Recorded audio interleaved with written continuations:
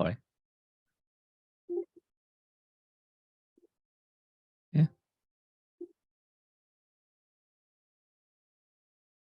This one. Oh, okay. Yeah. All right. First, ParticleX is a investment fund. Okay, we are from a family foundation. We formed since 2017, and then we have been 5 years investing for nearly 40 companies. But we are still investing probably 8 to 10 startups every year. It's a direct investment model. We don't have any accelerators or incubation program, but we leverage on a Science Park and Cyberport incubation program to support the startups. But we do have a technology advancement platform, which located in Shenzhen, the Tsinghua University campus, which is very exciting and also a very innovative approach from an investor to donate money to Tsinghua. And then we have a lot of data scientists to help our startups to grow.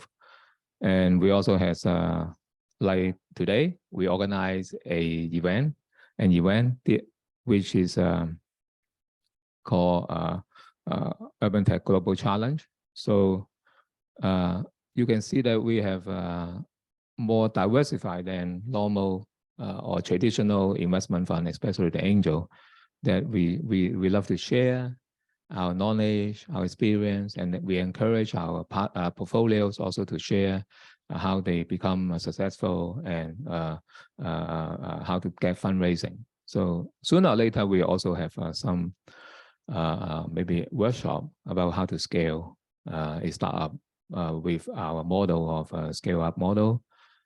And today is a very special event. The history can be coming from 5 years, not 5 years, it's 2020.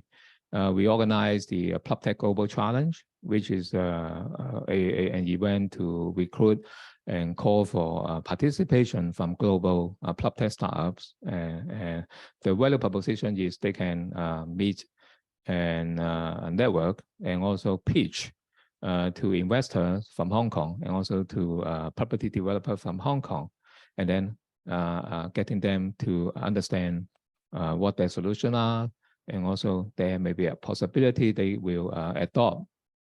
They means that the property developers or contractors, they may adopt the startup solution through their construction process or property management process. So I test and pilot this scheme for 5 times since 2020.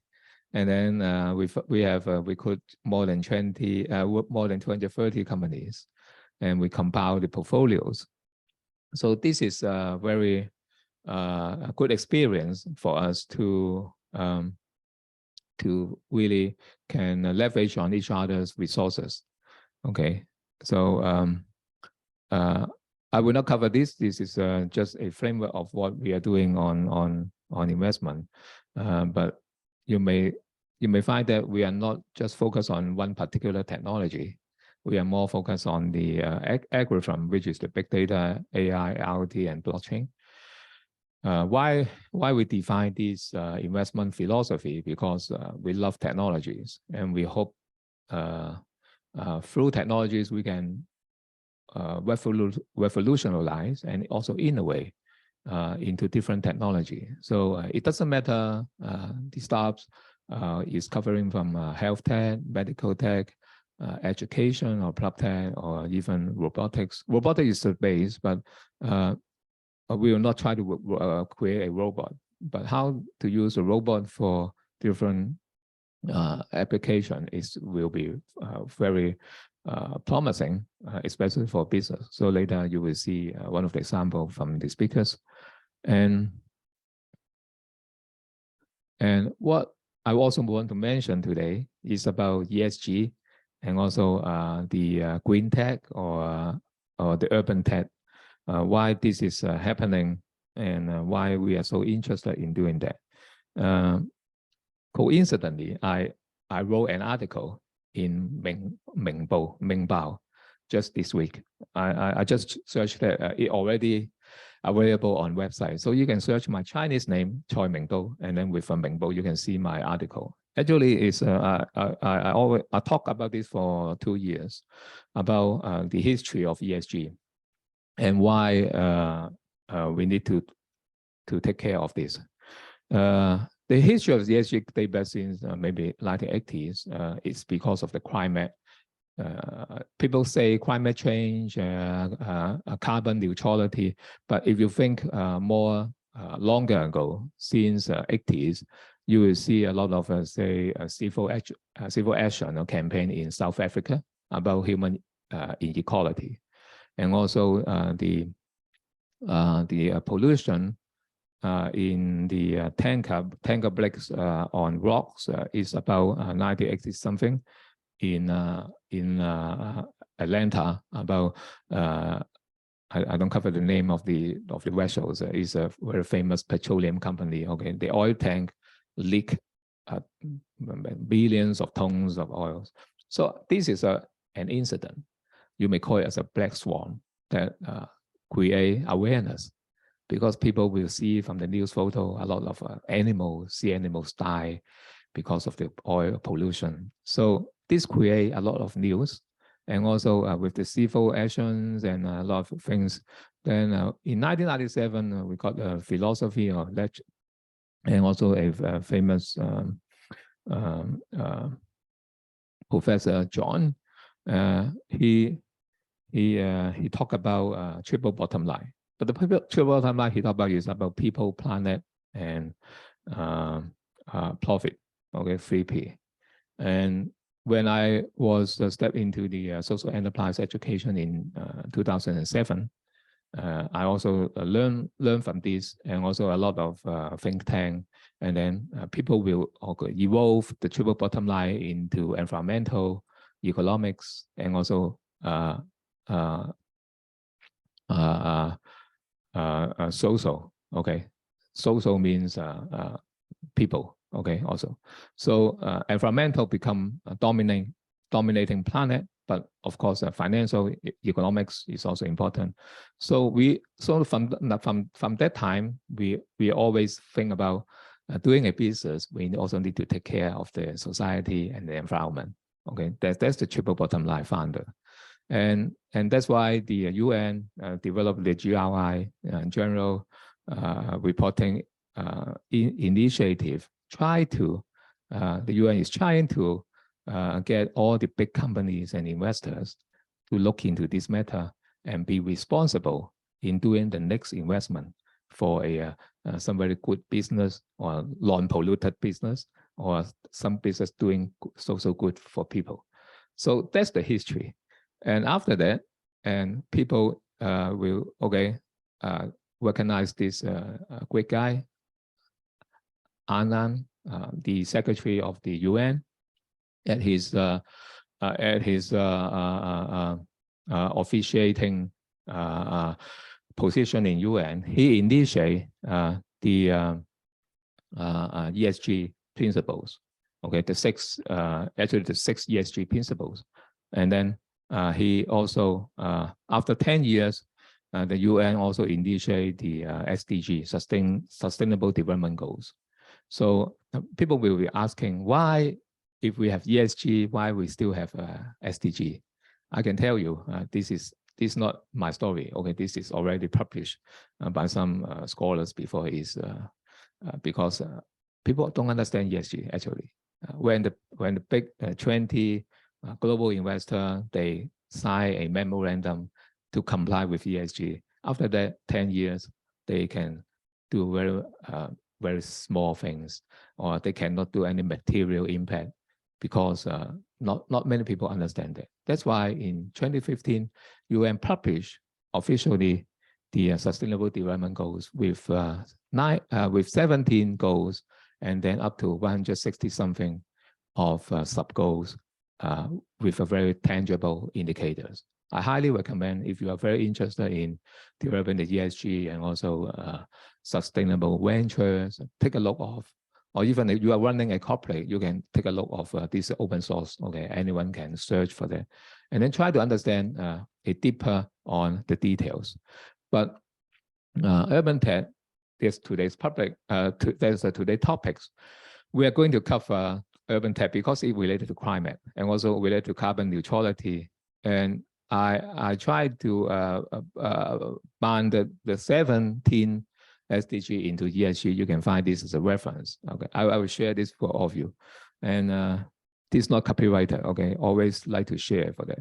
And for urban tech, is widely covering all the living environment from food, housing, mobility, and utility, consumption, fashion, culture, and education. So as a result, it should be aligned with all the 17 SDG.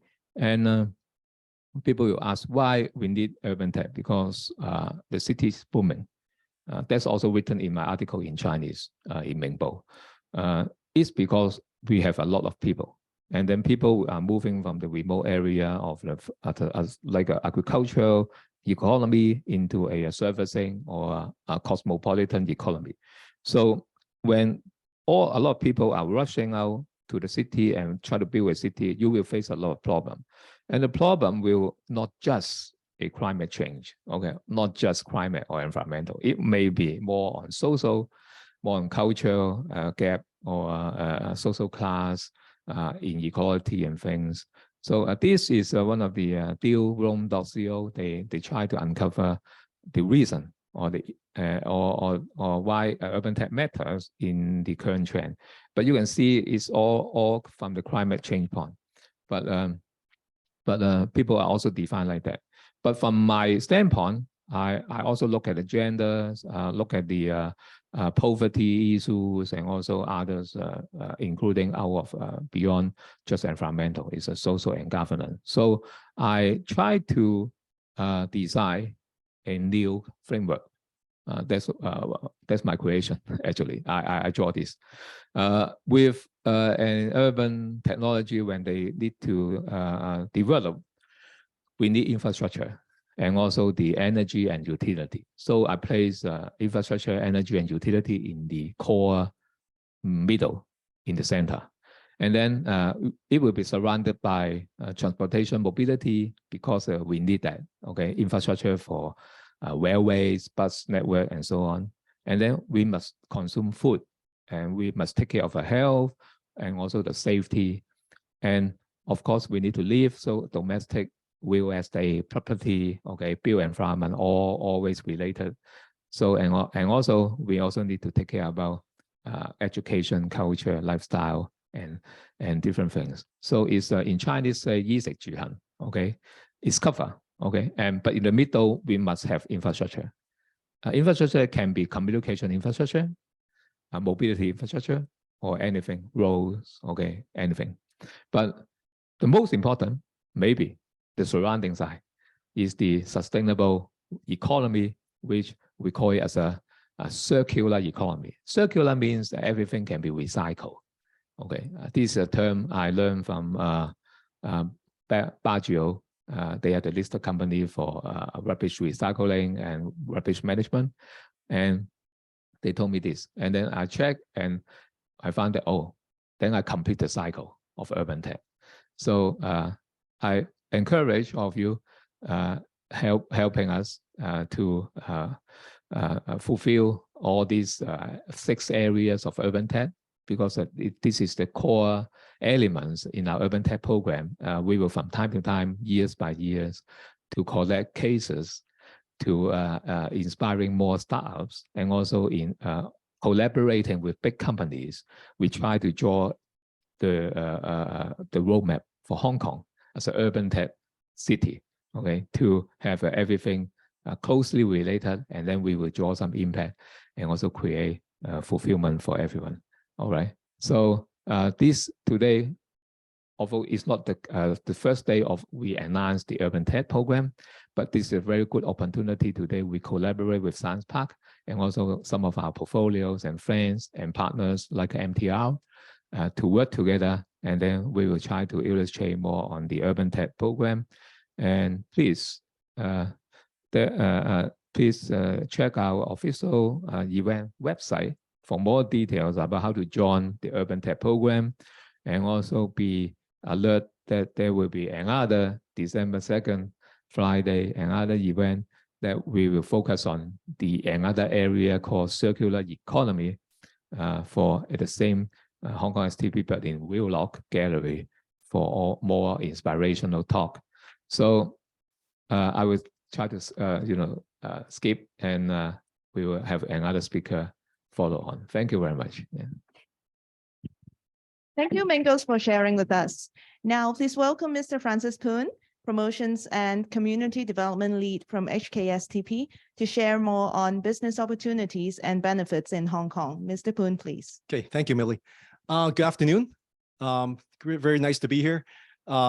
Great partners and ParticleX for us to participate in this Urbantech Challenge, and welcome to the people online as well. What I'd like to, before I get into my presentation to update, I think it's important to resonate something that Mingles says, which is, we're talking about ESG, we're talking about sustainability. There's a social aspect to it. And I think the part we try to play, or the kind of part that the Science Park tries to play, especially in the startup side, is really create that opportunity, or that ecosystem for these opportunities with the entrepreneurs in the technology space to really thrive and succeed. And I think that has a lot of social benefits, whether it's hiring technology talent, things like that. So very much in line, and great to be partners in this endeavor. All right. So I just, for those, this is a little overview capture of Science Park, which is the button.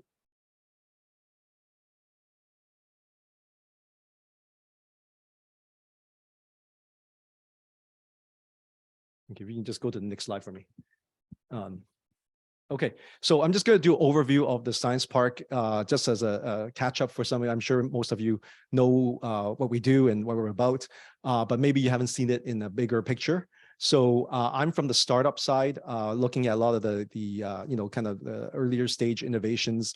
We have about 500 plus startups in all, from very ideation all the way to more market developing startups here that we nurture at the Science Park.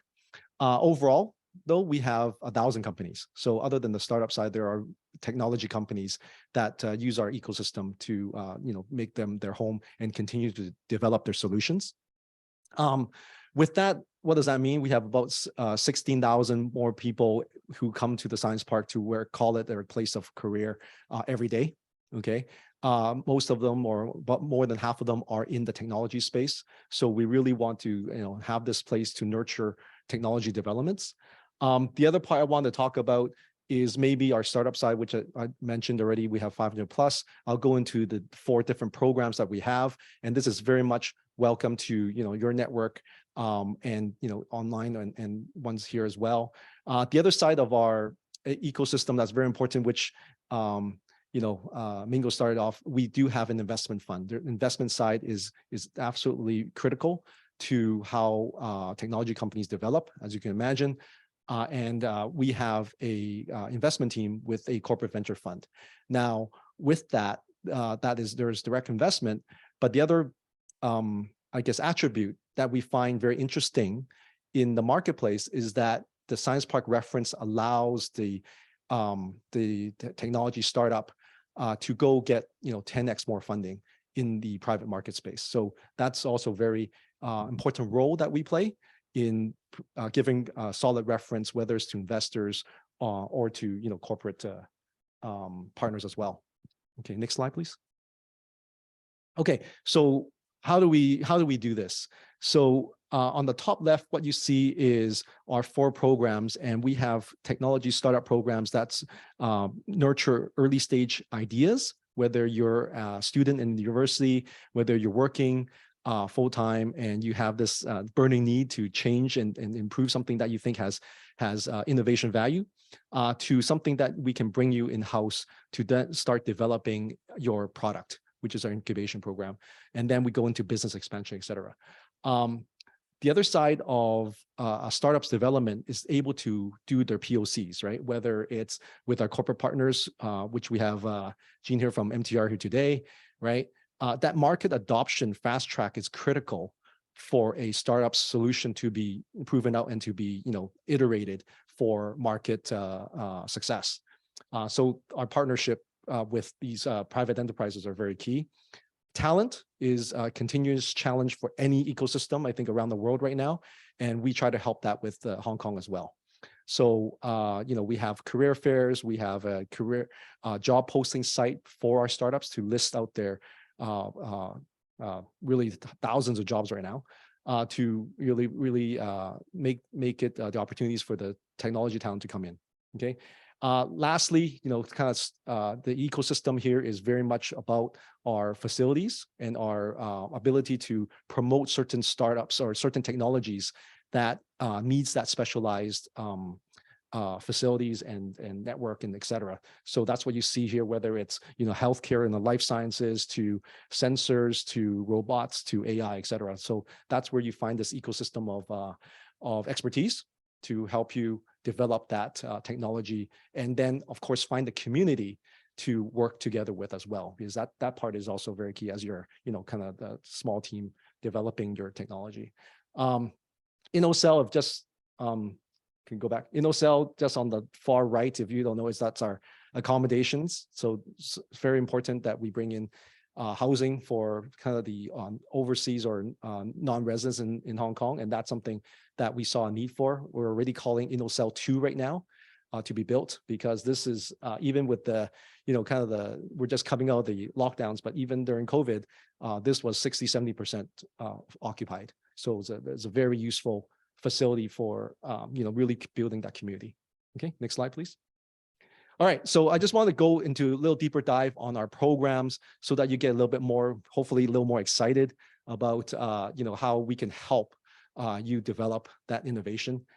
So we have our ideation program, which is pretty core to somebody with an idea looking for market validation. That's a 1-year part-time program. And you can, whether you're a student or working in your job, or just thinking about how to develop that, that's open to application for 1-year program. Once you have that idea validated and maybe a little bit of an early prototype, that's our main 3-year incubation program is where we'd like you to go. And that is a program that supports up to $1.3 million of grant funding, okay, both in facility and grants. And the whole idea here is in the 3 years to really get your product developed, ready for market, or actually start penetrating the market, okay? Once you do that, you're probably going into pre-A and A round, and that's where acceleration program comes in. That's a much more selected program, about 40 a year that comes in, and that's a significant program where we're expecting, or we're helping the startup to expand beyond Hong Kong, right? Whether it's the GBA, whether it's the region, whether it's overseas, and that's a very sought after program. And then our lead program is really a by invitation program, really to make Hong Kong your corporate headquarters in the technology space, and really get into that pre-unicorn stage. And then heading towards some kind of an exit. Okay, that's a little bit of the program just to excite you. So what do we provide in the incubation? Or this is kind of an overview of what our ecosystem provides, right? Whether it's premises, office space here, and that's next door in 19W or at the Inno Center, et cetera. Laboratories and equipment that you saw earlier. The ecosystem, besides the facilities, it's important to have the proper tech resources and partners to provide their services for you to acquire and develop. So tech services, we're talking cloud providers, AWS,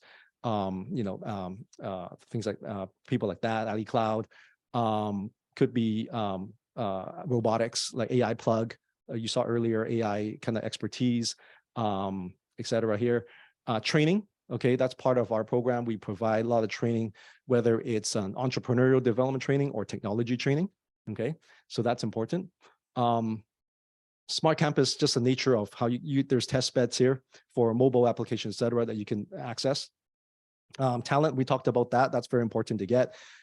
Usually, the interesting about talent is that there's a peer group effect, right? There's a halo effect where you get certain talent coalescing around, certain things. So if you're looking for technology workers, well, Science Park would have a, disproportionate amount that would be, working here. So that's an area where you want to, be to access. Professional services, right? Hong Kong's all about professional services in a very mature business space. These are now coming to the Science Park to access earlier stage business opportunities. And that's a win-win, right? So we're talking legal services. How do you develop into, build your corporate structure for the GBA? Finance, how do you do your books, et cetera. So these are services that we provide here. Mentoring, right? A good mentoring program is always key to an incubation program. We have over 100 mentors now, whether it's professors, corporate, investors, et cetera. So we are starting to match startups to mentors on a one-on-one basis.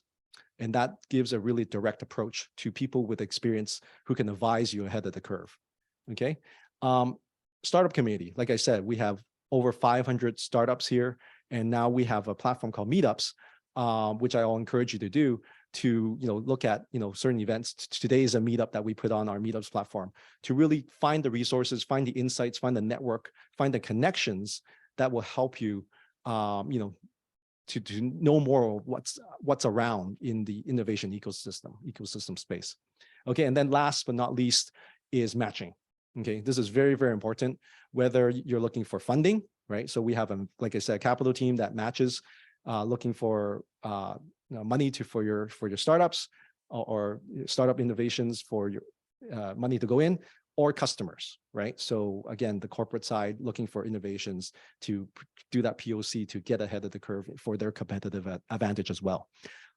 So that's kind of what we provide here in a nutshell. And I think maybe one connection to the Urban PropTech Challenge is a lot of our ecosystem, our startups participate in these opportunities because we work as ecosystem partner, and this is how we kind of do that. I guess the sharing across the startup community to make it make the opportunities very, very, very available to all participants. Okay, and I think last slide. There you go. If you want to take a picture of this, looking at incubation program, we take in applications year round. There's no cohort process. So once you're ready, we will look at you on an individual basis. We have an open day this Friday, like tomorrow, but also once a month. And the important part of the open day is where we offer one-to-one consultation. So we want to get to know you a little bit better.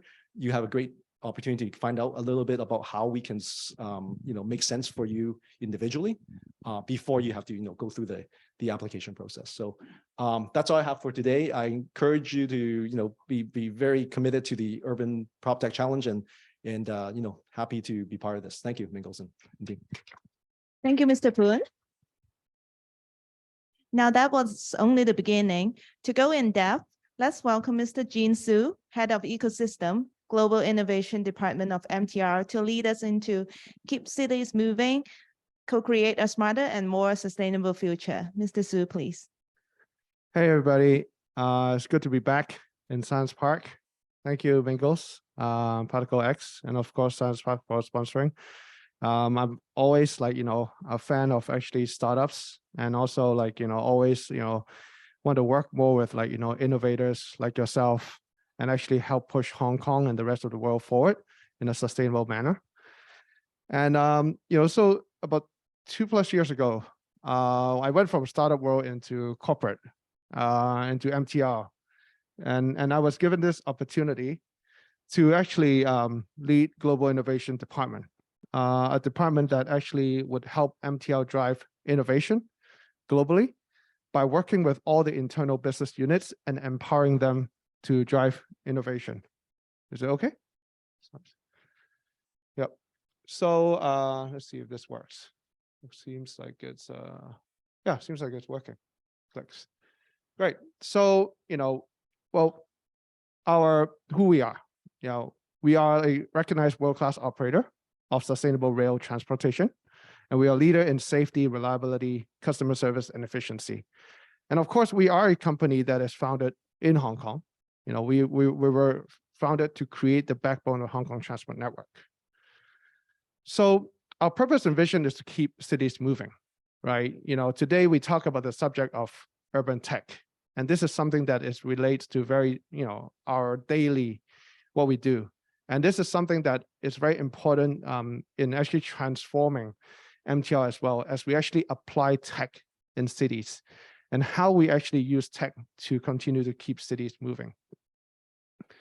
So, our history, we have a 40+ year history.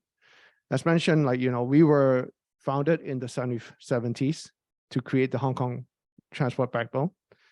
And since then, we have grown. And there's one year that is left out here is that in 2020, they created Global Innovation Department. So the whole idea of this, my department is really to transform this company and really see how we can use tech to really move cities forward. As you can see, our, even though we are a, transport operator, our business is very diversified. And also this allows us to run a very sustainable business at challenging times like now. I'll go more into our business model a bit later on, and also the opportunities.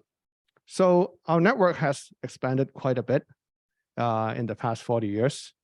So we have actually reached 99 stations, almost 100. So we will be launching 100 station pretty soon, but that might be a non-physical one.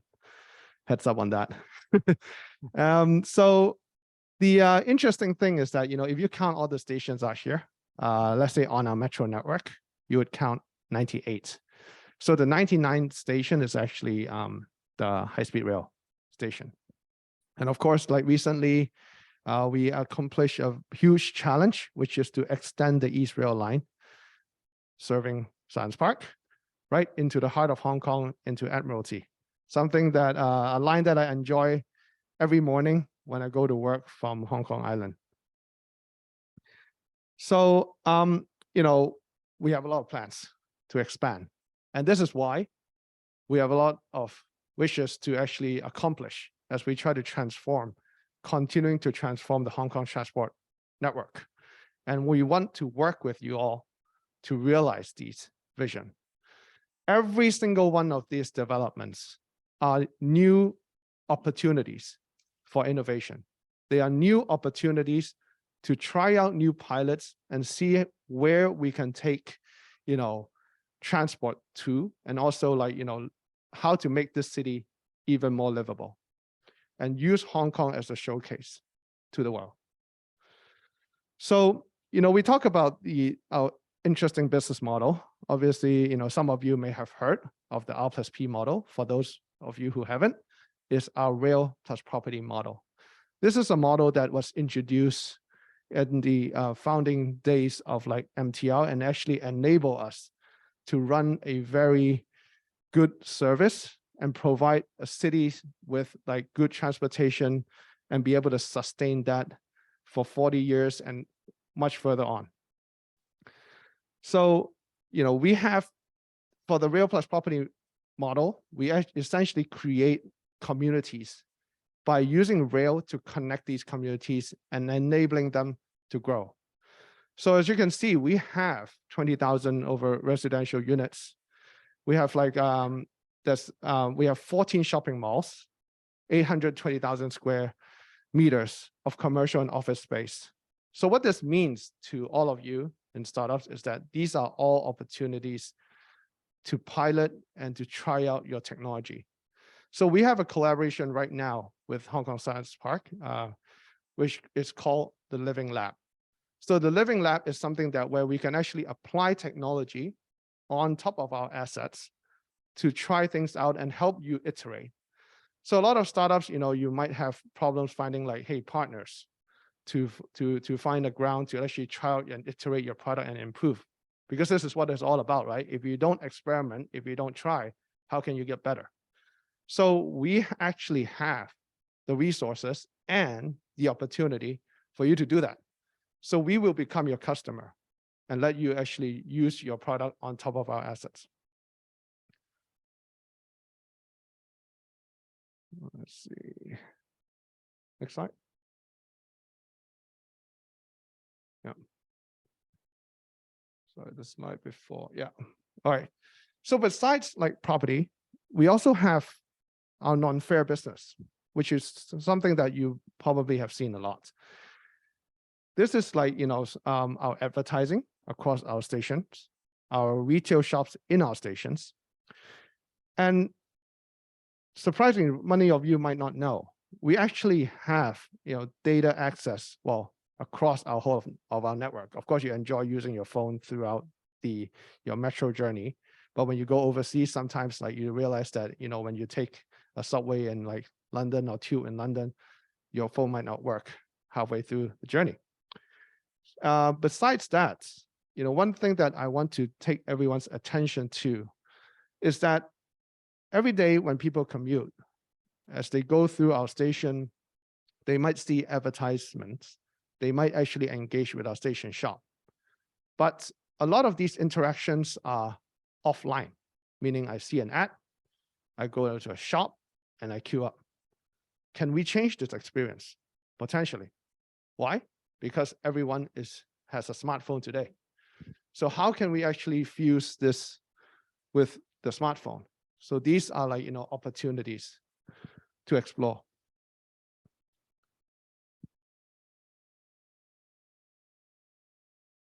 All right. So we don't just operate in Hong Kong. We have presence around the world. Of course, in mainland China, we operate in 3 different cities, also in the special administrative region of Macau, where we run a light rail. In Europe, we launched the Elizabeth line and is operating it now. Sweden, we actually are running the Stockholm metro system, and also we have a commuter rail there. In Sydney, we also are involved in the metro network. In Melbourne, we are in the Melbourne Trains network. So as you can see, all these different geographies coverage, give us opportunities to work with different startups around the world, and also have different opportunities and challenges across them. Right.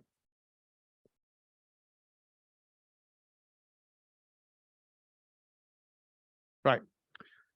This previous slide, please. The previous one. Sorry. Okay. Sorry. Next slide. Yeah. I'm sorry. Right.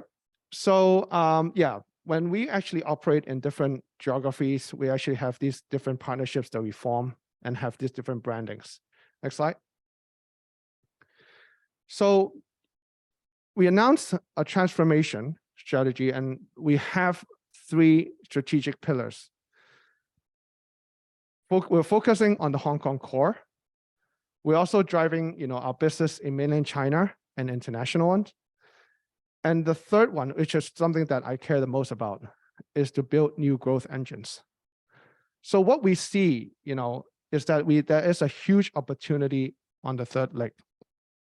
Why that is the case? That is because the advancements of technology. This actually allows new potentials to be built on top of our existing services and products. And this is something that I would like to explore with all of you. So, as I mentioned, our Real Plus Property model, we are in a very good position to be able to explore innovations and urban tech with all of you there. The reason is because we have the Real Plus Property model that gives us the financial prowess to basically try new things. But one thing is that we cannot be complacent. We must actually take this opportunity now to work as quickly as possible and as efficiently as possible to drive and solve the challenges we face. Next slide.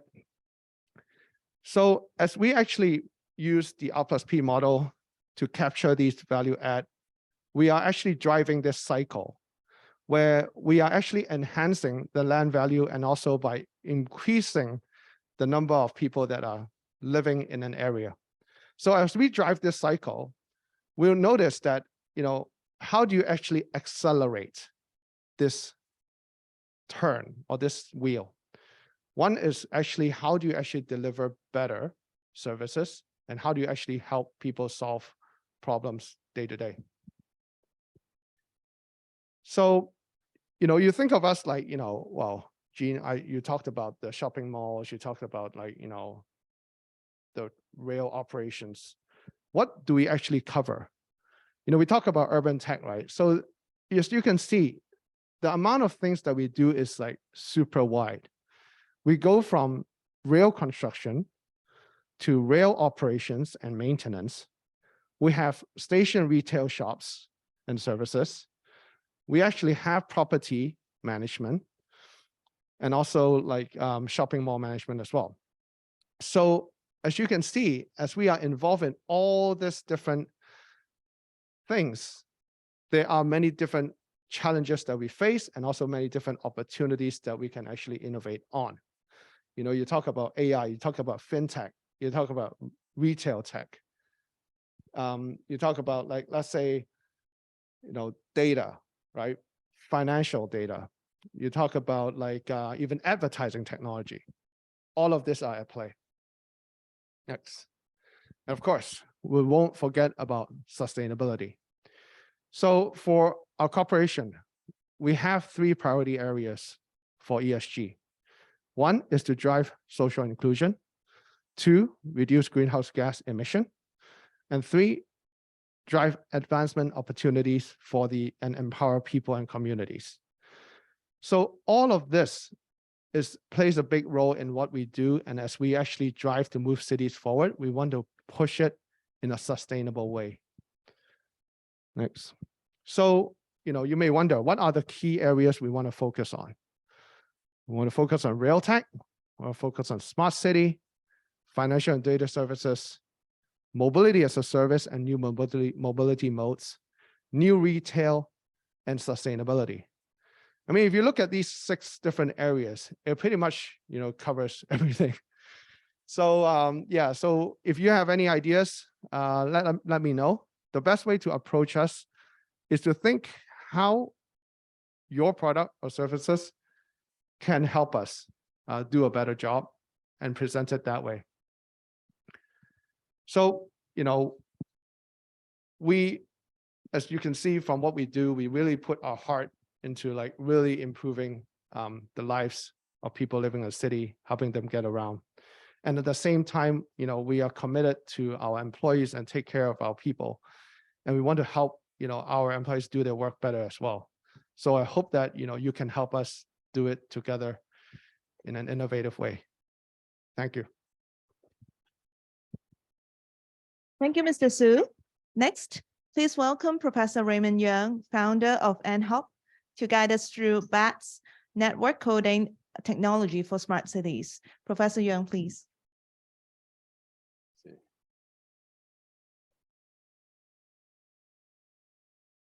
Not the right file.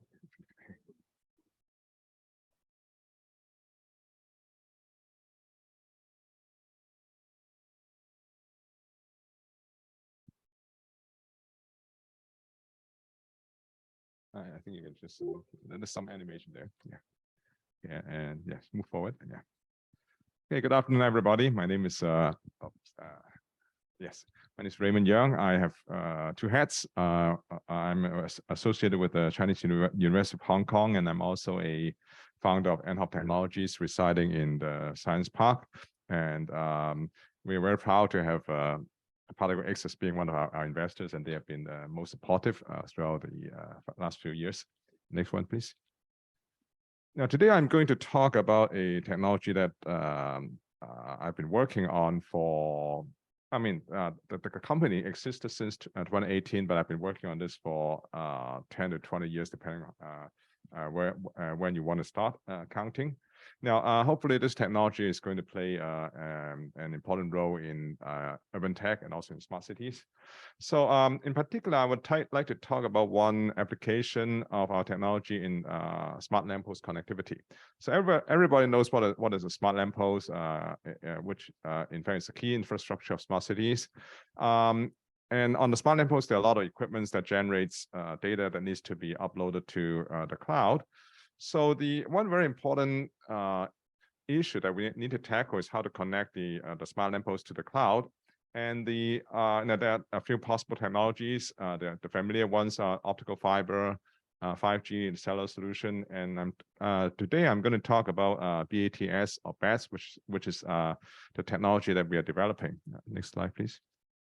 Okay, so for optical fiber, we know the pros and cons. Okay, the problem with optical fiber is that it is costly to deploy and also difficult to lay fiber at times because you need to dig up the road. And I was told that if you want to dig up the road in Hong Kong in the city center, it may take like 2 to 3 years to get all the permits to do so. So it's a very difficult process from time to time.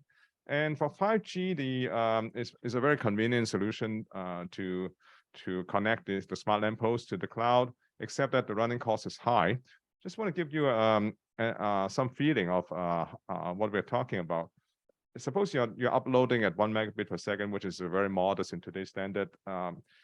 But on a monthly basis, you're talking about 2.5 terabits per month. Should be 2.5 terabits per month. Okay? So there's a lot of data to be transmitted through the cellular network. It's terribly expensive, especially that you have a large number of lampposts.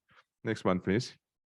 Okay, so I'm going to talk about a technology that we are doing called BATS or BATS. So yeah, let's take a look at this picture here. Suppose we have a number of lampposts on the same street, and with the one on the leftmost connected to the optical fiber. Okay, and with this technology, we can connect all the other lampposts through what we call wireless multi-hop network, so that if you need to upload something from the right hand side, then you just go through all these lampposts in the middle, and then you finally connect to the optical fiber. Okay, so with this, you don't need to dig up the road and lay the optical fiber to every single lamppost. Next one, please. Okay, BATS is a network coding technology.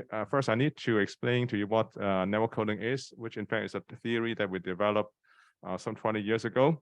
So let's take a look at this network in which we have two information sources. The one on the left-hand side generates a bit B1, and the one on the right-hand side generates a bit B2.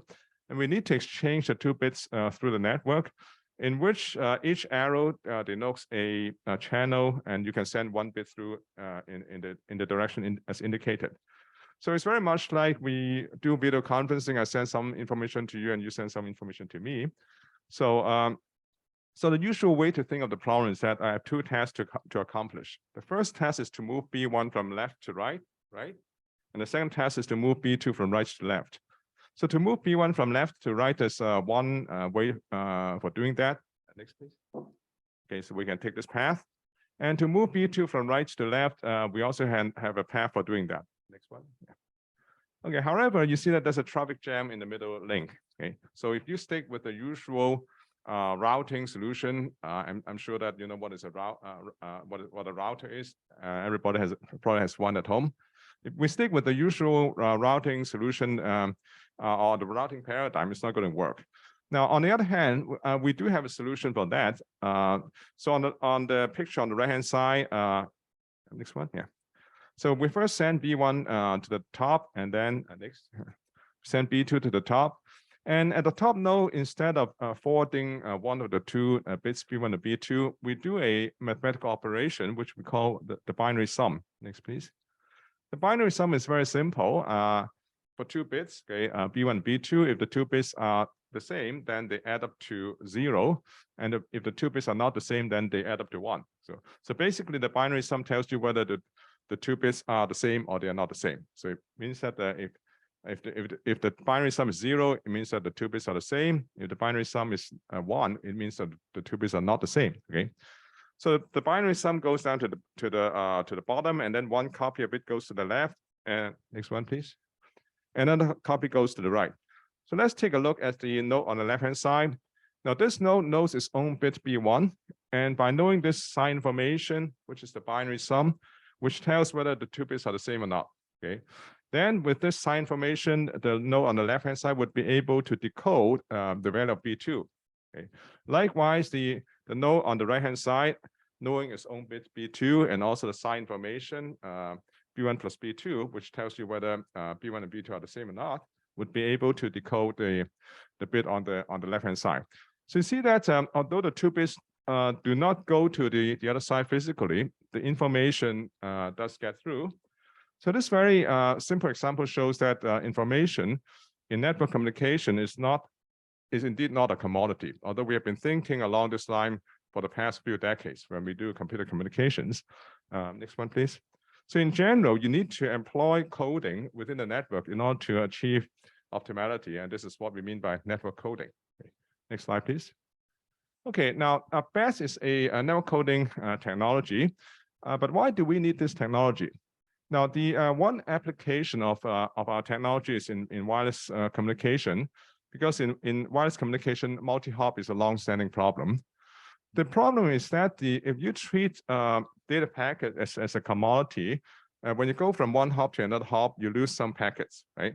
And then the more you go, the more packets that you lose, and the throughput will go down exponentially fast. And there's nothing you can do if you treat information as a commodity. But as I shown in the last slide, information is indeed not a commodity. You can apply a coding within the network to help the problem, right?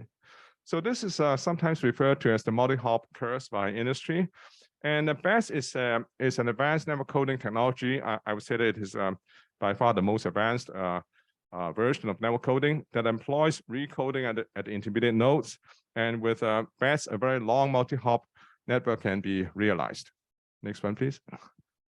Okay, so we proposed BAS codes in 2011, and in 2017 we published this monograph summarizing our experience. Not only we talk about the theory and also summarizing our experience and implementation. Next one, please. Okay, next I'm going to show you a video that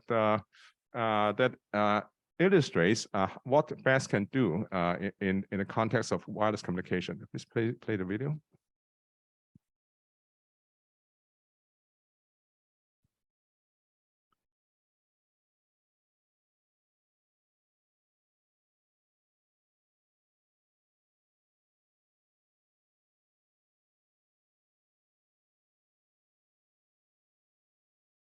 Okay, yes. Okay, this is a prototype of a video streaming implementation between two nodes where there are 10 of these devices called Raspberry Pi, which are IoT devices, and they're connected wirelessly. So it goes through 11 hops. So we're going to transmit a video from the far side to this side.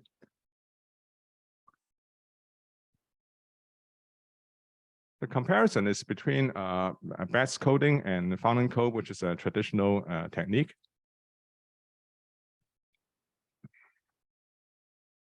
Okay, on the left-hand side, we see the transmission by BAS, which is very smooth. On the right-hand side, you see the picture is barely moving, because after going through 11 hops, you lose a lot of packets, and the video cannot be played properly. The video conferencing is a very suitable application for our technology because it's very sensitive to packet loss.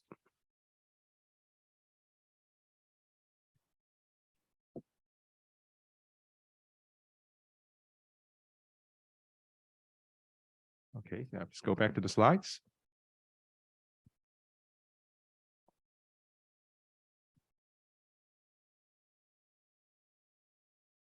Next one.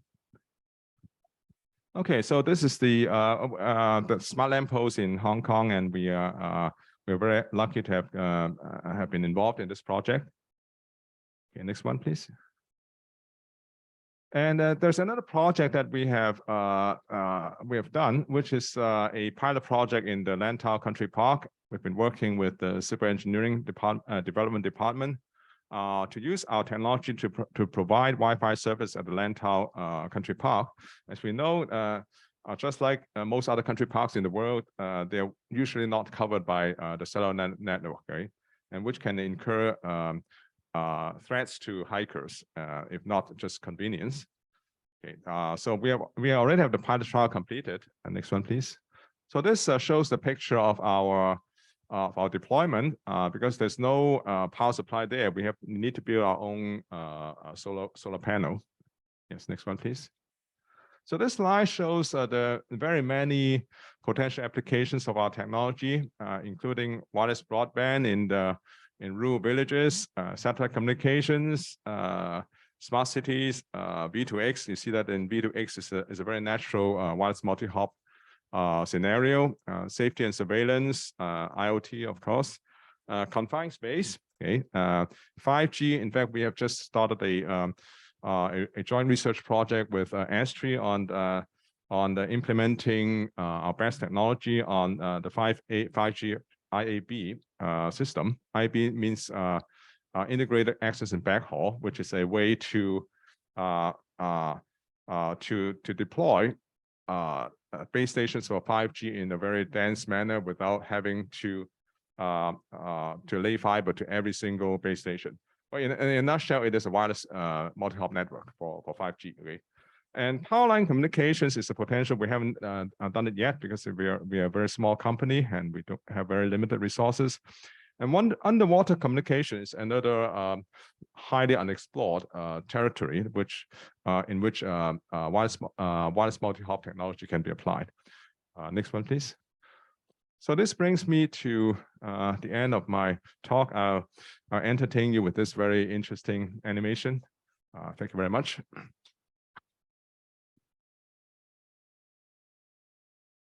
Thank you, Professor Yeung.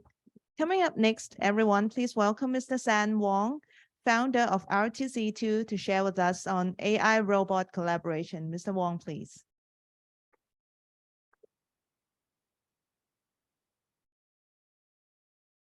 So thank you, everyone. Thank you, Mingles and Science Park, for having me here.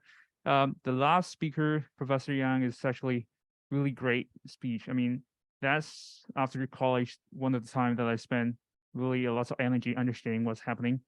So yeah, back in college, I studied communication a little bit. So that was fascinating. I can see there are lots of technology that I can deploy with the robot that work on together.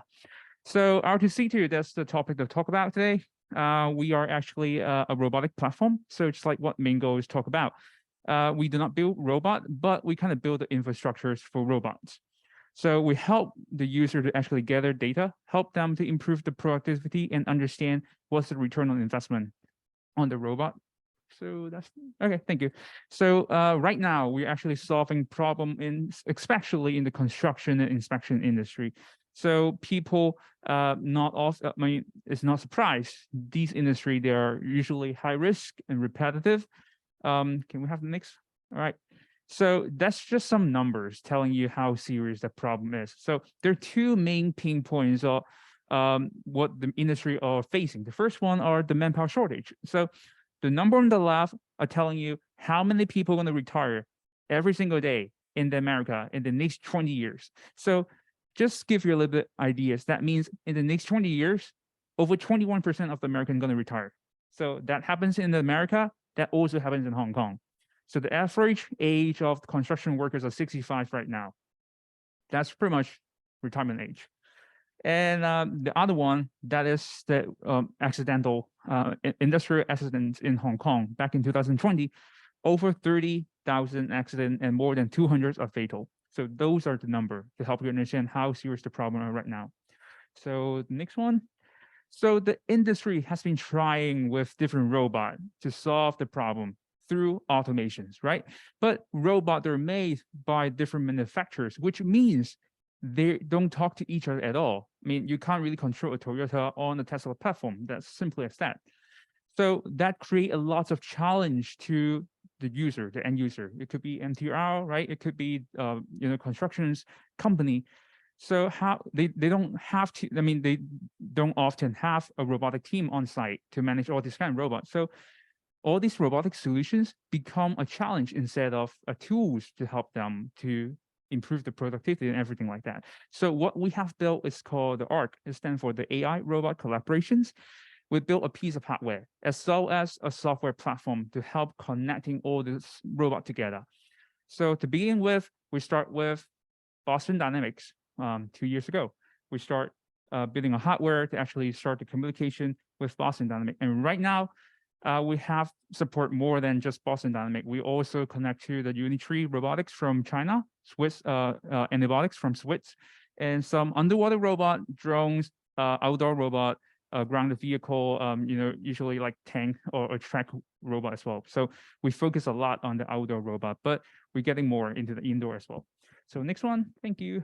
So what kind of power that we are giving to robot is actually these four main features. The first one, because of the device we create, we enable different kind of robot to do remote site operations, because you can control the robot through LTE, 5G, Wi-Fi, or maybe NHOP in the future, right? So once you got the connectivity, you can get the real-time camera feed from the device. Once you get the camera feed, definitely you can start playing with AI. So we have created an ecosystem through this device, from connectivity of different kind of robot. That's the one ecosystem. And the second ecosystem is a whole bunch of AI applications that we can deploy on robot. And the third one is how we can actually integrate with different kind of workflow integration system. Could be security system, could be BIM integrations. So next one, thank you. So this is a data pipeline. We have created I would call it a scalable data channel from teleoperation, data collections, all the way to AI. So right now, because we have support 3 main brands of robot dog, we'll put it that way, a liquid robot in the world. So that actually covers 80% of the robot dog market share already. And in the last 2 months, we have started reaching out to different AI partners, and we got 5. And since then, we have 30 more AI application, which is one-click installations application they can just deploy on a robot. So we kind of create like an Android experience on robot for real.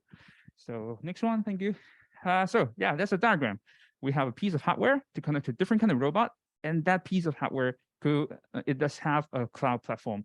So from controlling one single robot, we can expand to control multiple robot of fleet management. And we find ourselves pretty useful in the construction field, power, oil and gas, and manufacturing.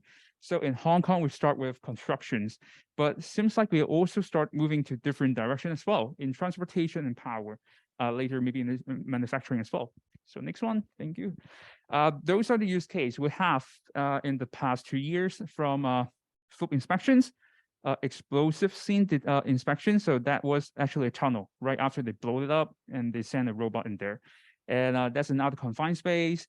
Some other construction sites, a tunnel, and residential area. Those are the high pay residential area. They collect like a couple $1 million management fee every single month. So next one. All right, so that's actually supposed to be a video. Okay, so what I'm showing here is actually a footage of completely teleoperate teleoperation system in the Hong Kong U tunnel. So we deploy a robot, and then the operator can actually access the robot and control it, read through all the gauges and make sure that if the gauges are over the certain standard safety readings, they can adjust it and interact with the gauges inside the tunnel. And there's no man in there, just a robot and nothing more than that. All right, so we have also deployed a robot in shopping mall for nighttime patrol and some installation inspections at night. Right now, you see a lot of robots, actually Boston Dynamics, but we're getting more. We have start having partnership with different indoor robot in disinfection, delivery, and service robot as well. So next one, thank you. Talking about ecosystem. So we have those are just some of them, but for different purpose. It could be from workplace safety check all the way to NLP. So NLP, we actually have a microphone array on the system. And if you're using an indoor service robot, which means you can actually use our platform, you install it, you can start talking to customers. If you install on a robot you deploy on construction site, you can actually start doing the construction safety check. Next one, thank you. And there are more, especially in the inspections and workplace safety. So there are a lot of choices of applications that you can use. We don't have to develop ourselves, but you have a whole bunch of community you can choose from. So next one. Those are more sensors like thermal tracking and how we can track people as well. You can use it on VIP or maybe make sure that every single workers in the construction site get back from the tunnel. Right. So those are the service robot we have started working with in this year. So 2023 was one of the year that we actually start deploying service robot, including healthcare robot. So we're talking in discussion with 2 workflow management in Hong Kong to actually enable robot control and notification API in the app. So imagine you go to a restaurant and you place an order on Foodpanda, right? And it could be in the future that a robot will give you the order, because once you place an order, that order not only just go to the kitchen, but also go to the robot side. So the robot will go to the bartender and the places to pick up the to go order to your food delivery drivers, or maybe to yourself. Next one. Yeah, so this is just a recap on, in terms of outdoor robot, liquid robot specifically speaking, we've enabled multiple brand, and also this one little guy is coming this year. And we have more in the construction side, waterproof track robot that you can actually stick it up on steel structures and do confined space checking. Thank you. So this is a small team. We have 6 different people, but really dedicated to what we're working on, really energetic. We have completed more than 10 projects in the past, and we last year, we also participated in the PropTech Challenge, and we got a good experience. We talked to investment committee as well. We learned a lot from the investors and actually adjust a little bit, adjust quite a lot on our business model. So this year we're different from the last year already. So it helped us grow. Just some background, those are a bunch of robots we have enabled in the last 2 years, some of the customers. And I guess it's important to mention the PropTech Challenge and some of the award that we got. So yeah, last night we got the silver award from the ITC Smart Business. We also got through the Startup Express. So yes, startup is fun, but it's even better if you join a community like ParticleX, the PropTech Challenge or the Urbantech Challenge, because that helps you to criticize a business model. And the best part of it is actually you get better improvement, because like if you're doing startup, you want to make changes to the world, and to make changes, you have to change yourself. So that's my idea. Thank you so much. Thank you, Mr. Wong, for an eye-opening and also a very sincere sharing. Now, please give us some time to set up for a panel discussion. We'll be right back soon.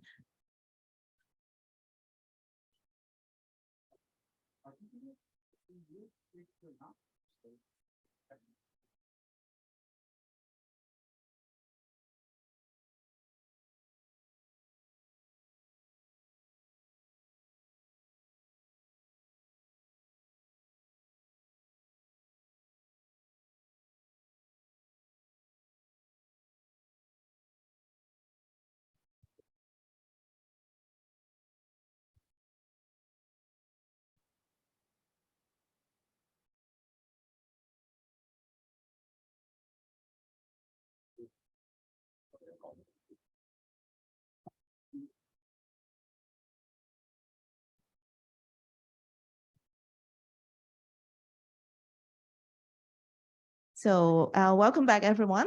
So on the stage, we have Mr. Jin Su of MTR, Professor Raymond Yeung from NHOP, and Mr. San Wong from R2C2, who will be joining a panel discussion moderated by Mr. Mingles Tsoi of ParticleX. So Mr. Tsoi, the stage is yours.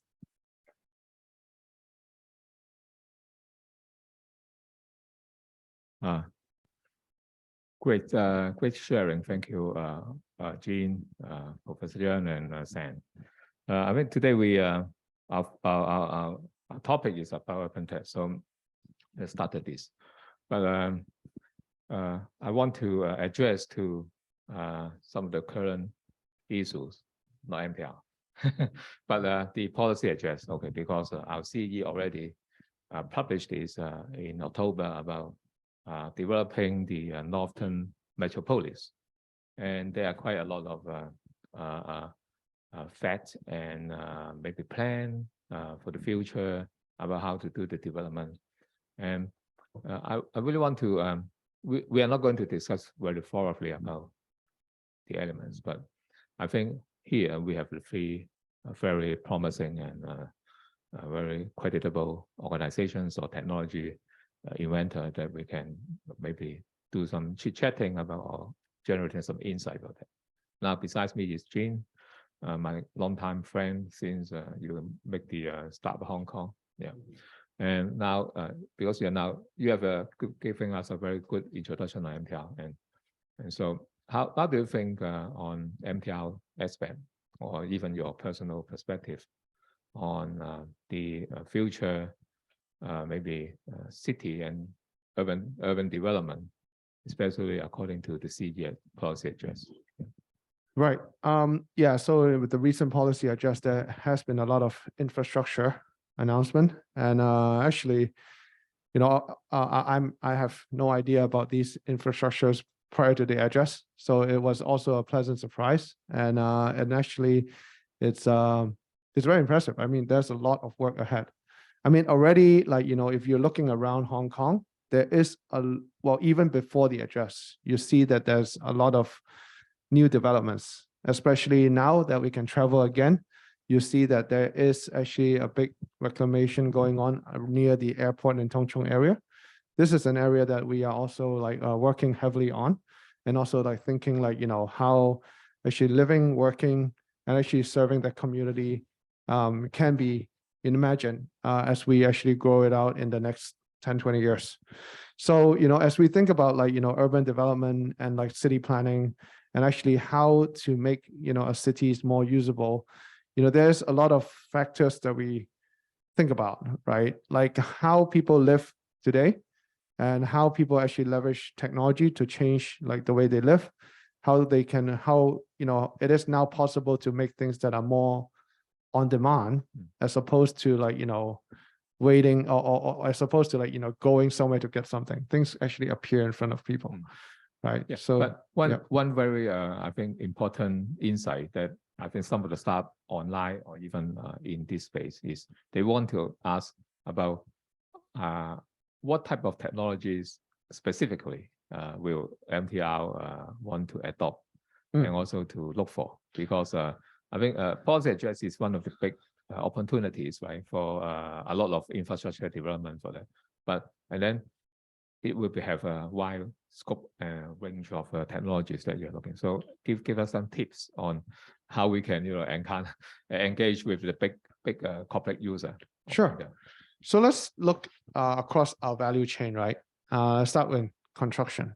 So construction, like if we're looking at construction, like what is the digitization of construction looking like? You know, we talk about BIM, we talk about like maybe using AI to improve safety at construction site. Right, there is a lot of digitization going on, and how these digitization can improve, you know, the efficiency, safety, and also like, you know, the way we actually approach construction. All of this can be improved, and as we actually put in, and actually IoT is at play too. So as we install more and more sensors and potentially using, you know, Professor Yeung's technology and HOP to actually start collecting all these different data and be able to react or predict, you know, different things that might actually happen or react to things that have happened, and actually, you know, improving like the accuracy of our works, and also be able to detect, you know, early faults in like certain areas so that we can actually mitigate that. This is something that we are constantly looking at. Day-to-day operation on construction site is something that we are always thinking about. Right, you know, a lot of times, like when we actually, you know, how do we actually ensure, you know, people are at the right place at the right time and not get themselves into dangerous areas, right? This involves like, you know, location detection and so forth, right? So let's say once after we've completed with construction, we go into like, you know, more operational or like, you know, maintenance mode. So for that one, like, you know, again, AI, maintenance tech, you know, being able to, you know, allow us to operate and maintain in a much more efficient manner, all comes into play. And of course, while we have the station and the shopping malls above, we have all these different retail shops, advertisements, things that we actually, customers can interact with, right? You know, with, let's say, for example, with the recent incident, I mean, which it was a very major incident, and we're looking very closely at it, right? The communication with our customer, how can that be improved? You know, how can we handle these like where these incidents where a lot of information are actually moving, between people. So all of this actually comes into play and of course, if you talk about fintech, that's in play too, because like, imagine, right? 20 plus years ago, we came with octopus, but what is the octopus of tomorrow, right? What does that look like? Yeah, that's very good. Yeah, okay. Then let's get some advice from Professor Yeung about the communication innovation. Okay, or we thank you for your explanation of the BAT and also the network coding mechanism, which it looks like a lecture just several minutes ago. Really exciting. And regarding you may have seen my diagram about infrastructure. It will also define as not just infrastructure for buildings, but also communication infrastructure like the tower of signal, 5G towers, etc. So how will you foresee on your technology or even other people's technology can, or I can say, especially the communication technology can enhance our living in terms of my framework, say, 衣食住行, different things. Yeah, please elaborate. Yeah, Professor. Well, there are many things that I can talk about, but I would like to talk about smart lampposts in particular. The smart lampposts got a kind of like a negative image after the social unrest in 2019. But I would like to point out that it is indeed a fundamental infrastructure for smart cities from different points of views, not just from communication. First of all, as you may know, a very important function of the smart lamppost is to control the lighting intensity, okay, with respect to the sunlight situation, instead of just turning the light on and off. And this saves a huge amount of energy, first of all, okay? So it's very important. And another point of view is about cellular communication. Nowadays we talk about 5G cellular system, which requires the deployment of many base stations. We are talking about the separation of base stations being 100 meters or so. So it's really dense. So in an urban city like Hong Kong, it's really hard to find the real estate to put these base stations. And the smart lamppost is an excellent candidate for that. And you simply create the real estate for doing that. Now, another benefit of the smart lamppost is in terms of safety for driving. Okay? That includes localization, which means that nowadays most people use the GPS to locate yourself. I mean, in the car. I mean, but when it comes to narrow streets like the Hong Kong side, or when you're under the flyover, then you totally get lost. Okay? So smart lamppost is a very useful infrastructure for localization. Another thing is that autonomous driving is upcoming. These streets furniture would be extremely useful to help autonomous driving. Some people may argue that, like Tesla, they always argue that it's okay to just use the camera to do the driving, because human beings are doing the same thing. But my argument is that with the help of these roadside units or road furnitures, you can actually do better, because you can combine the view of the car and also the view of the road furniture, and to help improve the safety for driving. For example, if someone is running out from some cars, okay, and it's very hard for the driver to detect such sudden movement. But with the help of infrastructure, then this kind of accidents can be avoided or minimized. Yeah. Thank you, Professor. Yeah, and Sen, first I want to congratulate you got the silver award, yeah, for the ICT smart business in the emerging technologies categories.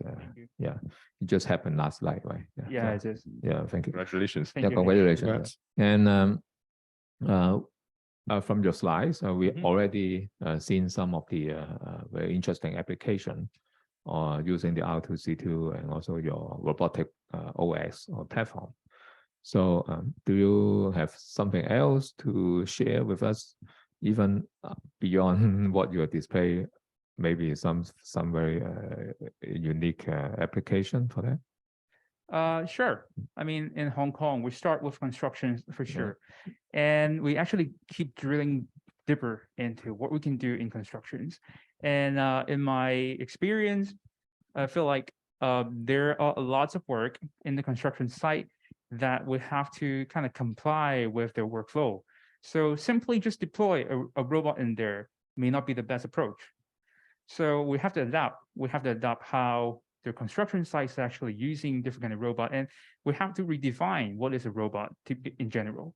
It does not has to be a robot made by manufacturers. What I meant is like Boston Dynamics is definitely a robot, but vehicle can also be a type of robot, right?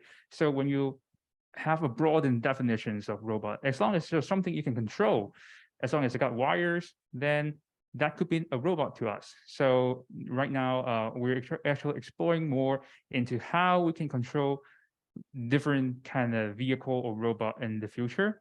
And we do see there's challenge, like Professor Yeung talking about in Hong Kong. 5G connectivity is growing, but we still need different kind or different spectrums of connectivities, especially in the remote area. So those are the applications or the constraints, not necessarily a constraint, but pretty much like a challenge that we have to face in the futures. And once the infrastructures, I mean, it go hands in hands. The infrastructures and solution can grow at the same time. Because, I mean, one will always argue without the infrastructures, the solution won't be useful. But yeah, but I mean, it doesn't make sense just to keep waiting for the infrastructure to get it done and then the solutions start popping out. It's better that we can work together and make sure the infrastructures and the solution meet at the early stage. So when the infrastructure are being planned for the future, they're better defined for the actual use case. So kind of different perspective could be like how building are being built or being planned in current stage. If robot automation is not a priority in terms of building design, then I mean, we will face a lot of challenge in the futures on how we can transform a current building into a robot-friendly building in the future. So planning stage is important that we already start considering what is the solutions that can deploy in the future. So yeah, I'll kind of shift different topic. Yeah, thank you, Zane. Yeah, okay. Before we open the question from the floor, let me create a story about how the story can tell with MTR as an infrastructure, with a communication infrastructure from Professor Yeung, the network coding and BAT, and also with a robotic OS. So imagine when we have a new railway tunnels, okay, and or even the existing tunnels, and then we can install BAT, the network coding infrastructure and the routers, things, or small device that it can sustain all the communication signals from one end to another without dropping. And then the cost of installation of traditional using fiber, optic fibers will be saved because a lot of tunnels turn around. Okay, so we can use all the Wi-Fi signal in the tunnel, and then with a robot to constantly patrolling all the tunnels at night. We distribute a lot of robots, so we can take a look, assist the human being to find anything, maintenance and things. So it's easy, right, to connect everyone. It's a connected technology and infrastructure builders and creative young guys together. So that's what I hope after today we can also inspire, because we have everyone here. They are our partners and collaborators, also with a science park, that we can work out different stories. I just try to throw one story, but you can create many stories with these partners, and they are here to help you. All right. So, any question from the floor? Yes. Yeah. Give him a mic. You send to me. Let's get the question from the floor first. Thank you. Hi. Sorry, the question is actually, my name is Trevor Ho.